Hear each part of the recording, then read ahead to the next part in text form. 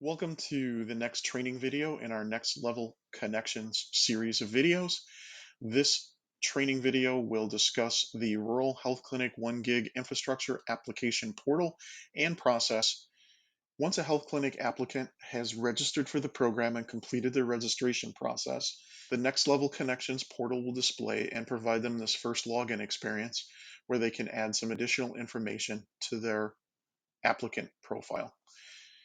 On this screen, they'll need to enter a name for their health clinic.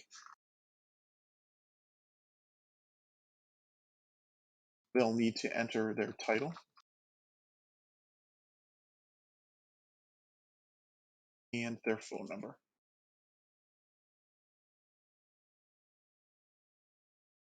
Once they've completed entering this information, they can click Next. The portal will present them a confirmation screen. If they need to go back and change anything, they can click the previous button and re-enter correct information. Once they click Next on this screen, they will be entered into the portal. This information will be saved with their profile, and they'll have access to the portal to begin entering applications. After logging into the portal and completing the first login experience, applicants will have access to the application management tile for the Rural Health Clinic 1G infrastructure application. If it's their first login and they're creating their first application, clicking the button will create a first application and begin walking them through the process of applying. If they've already created multiple applications, clicking this tab will put the user into a list of applications that they've already have either submitted or are in progress. And for this program, the health clinics are able to enter multiple applications, allowing them to cover multiple facilities for which they want to request the 1 gig service. Therefore, they can create as many applications as they wish and have as many submitted or in progress applications as they need to cover all the facilities that are related to their health clinic. To access existing applications, users simply need to select an application and click the Next button. In this case, I selected an application that has already been submitted. The submitted applications cannot be edited any further once they're submitted, and there is a warning to that effect. If they need to see information that was submitted with that application, they can use the My Applications tab up above. Clicking on My Applications shows a similar list of all of the health clinics applications that they have created so far, allows them to access them by the unique application name that's assigned when the application is first created. And these are read-only views of the application. So for submitted applications, they can access a read-only view of what they submitted. Later in the video, I'll go in and show how the My Applications area works. For now, I'm going to go back home and I'm going to re-click the tile. We will take a look at an existing application that's already filled out first, and then we'll create a new application. So I'm going to select an in-progress application and click Next. And you'll be able to see that there are 3 sections for any application for this program that need to be completed, one related to the facility, one related to the organization, and an affirmation section that has to be completed as well before they can submit. Before we look at a new application, let's take a look at an existing application that's mostly complete and see what type of information is requested. The first section we'll look at is the facility section. To get into a particular section of the application, click Go in front of that section, and then you can review the fields that are requested. For this particular healthcare facility in this particular section, we're asking more information about the facility. There are a couple of eligibility questions that we'll see more about when we create a new application. The name of the facility can be entered in, so we're identifying now for the health clinic the specific facility that they're interested in applying for with this application. They're allowed to select a type of facility. There's a specific list that must be selected from. There is no other option. The next question is text box where the user is requested to provide information on how an improved connection is going to help their facility provide additional services. They can enter up to 2,000 characters worth of information in that particular field. The next field asks for the average number of patients per month. What their current then asks what their current broadband provider is, just a text field. It asks if they want to stay with their current broadband provider. Please select no if they don't have a preference, or if they select yes, the application can be routed to that current broadband provider for consideration of providing 1 gig services. If they answer no, then the application will be routed to the full set of providers to allow them to bid on providing 1 gig services for this facility. Asks about the type of connection. If the user selects other here, they'll be asked to specify what other means for their facility, or they can select an item from the list, and then they won't have to provide an explanation. They can enter the current speed available from their current internet connection. We also ask them to provide the information on their state legislative districts. As you've seen in some of our other videos, there's a website that they can go to. They can enter the facility address on that website, and that website will provide them the Senate district and the House district numbers that are specific to the facility address, and then they can enter those here. They will have to retype the address when they go to this website. The address information is not passed through to the website at this particular point in time. The application also asks for them to enter point of contact information for the facility itself. So this would be the point of contact at the actual facility versus the applicant who registered with their contact information. So they can enter the first name, last name, title, email, and phone number for that point of contact. And this is the point of contact that broadband providers will interact with in terms of if they have questions related to providing broadband service or 1 gig service to this facility. They'll then fill out the address for the facility as well, and supply the information on what county that facility resides in.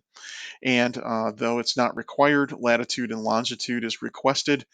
We are asking that the applicant determine what the correct latitude and longitude is for the actual building and facility that they're requesting. So they'll have to look that up in the system of their choice to determine that information and input it here. It is optional.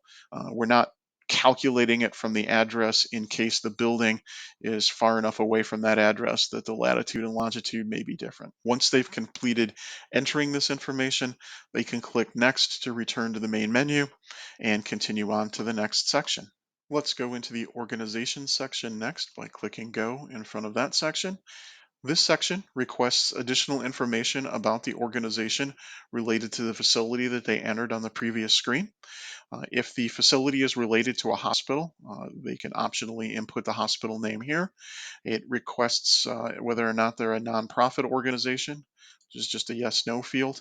And it asks about any FCC participation in 2 particular programs. Again, simple yes or no fields are entered in here. Once they've completed this section, they can click next to return to the main menu. The final section the applicant must complete is the affirmation section. Clicking go in front of that section, you can see this section consists of a couple of agreement questions with checkboxes and an electronic signature box where they can type in the full name that they want to use in electronically signing this document. Once they're completed with this section, clicking next returns them to the main menu. Once all sections are listed as complete, the Submit Application button will appear, and they can use it to submit the application. Clicking the Submit Application button provides a confirmation screen that the application has been submitted and indicates that they'll be able to see additional information about what they submitted in the My Applications area. Click on Finish here. That returns you to the main menu. And we can now go look at My Applications, and we can see that that application we just completed is now showing a status of submitted for Okra review.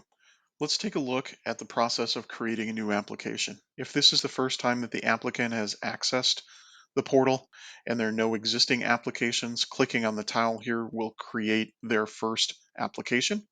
If they have existing applications, they'll see those on the list and will be allowed to create a new application by clicking this button. That will automatically create a new application, give it a new unique number, and they can continue filling out the application information.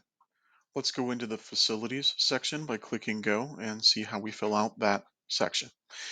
As I mentioned earlier when we were looking at the completed application, there's a couple of eligibility questions that have to initially be answered by the applicant. The first one asks the applicant to go out and determine whether or not the facility that they're going to submit meets the rural definition according to the map provided at this Okra location.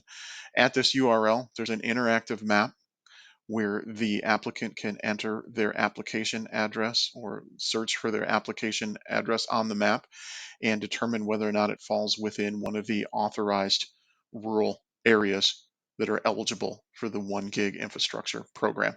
If they determine that it is not eligible for the rural definition and select no to this question, they'll get a warning that this particular facility then is not eligible for the program and they would have to create a new application or select a different facility that they're going to apply for.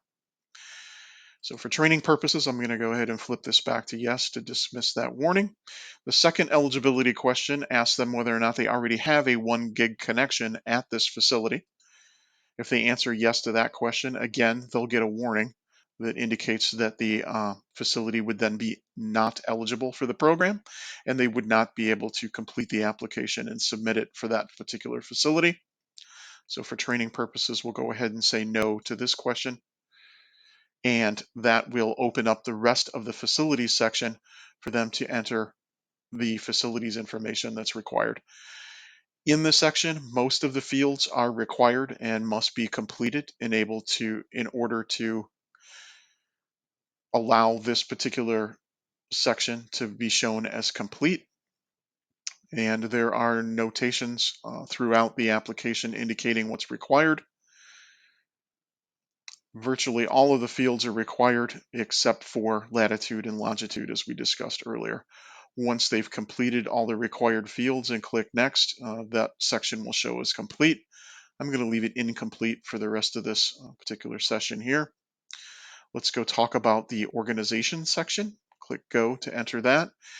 You can see that the hospital name is optional, as mentioned before, and the other fields are required to be answered to complete this section. Return to the main menu, and you can see that the affirmation section has the checkboxes and the electronic signature box. All of those are also required and would need to be completed to allow the section to show as complete. Let's go back and take a look at the My Application section here, where the applicant can review read-only information about their current applications. I'm going to go ahead and open up the application that we showed you earlier that was complete and that we submitted. When you open up an application, you get a read-only view of all the information that was provided through the portal for this particular application. Initially, there's some information about the applicant themselves, their name, their email address, their contact phone information that was all entered when they did their first login experience and added that additional information. The facility information that they entered while completing the application shows next. The broadband information that they entered when completing the application shows as well. The organization information that they entered shows. And then finally, the agreements, affirmations, and declarations information that they entered displays, shows that they checked both boxes and what they entered in for the signature block. There are no related records for the health clinic application. So even though the tab shows there's no information on that tab, there is a printable view that's available as well. Clicking that button displays a version of the application that's more appropriate for printing. They can print that page and then close the window once they're done printing. That concludes this video. Thank you for watching.